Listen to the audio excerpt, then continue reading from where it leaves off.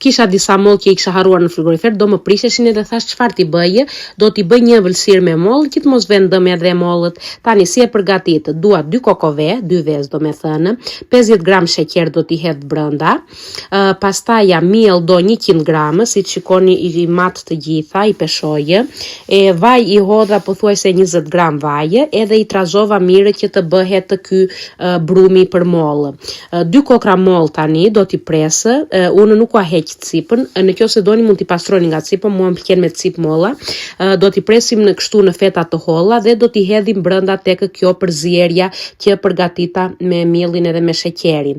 Pastaj do t'i ndërim në një tepsi, në të cilën kam shtruar letër kuzhine që të mos mundet që të më ngjitet në fund të ëmbëlsira.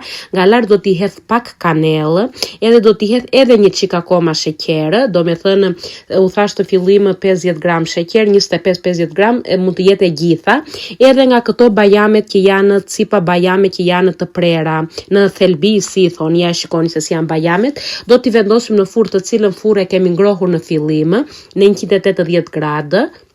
Edhe delo njerës, një ëmbëlsirë aq e mirë, aq e shijshme, gjysmën e hëngra unë nga kjo, ta dini. Edhe pastaj tjetër mori një çik burri edhe djali. Mua më pëlqeu shumë, ishte fantastike. Provojeni edhe më thoni nëse do t'u pëlqej si recetë. Ciao.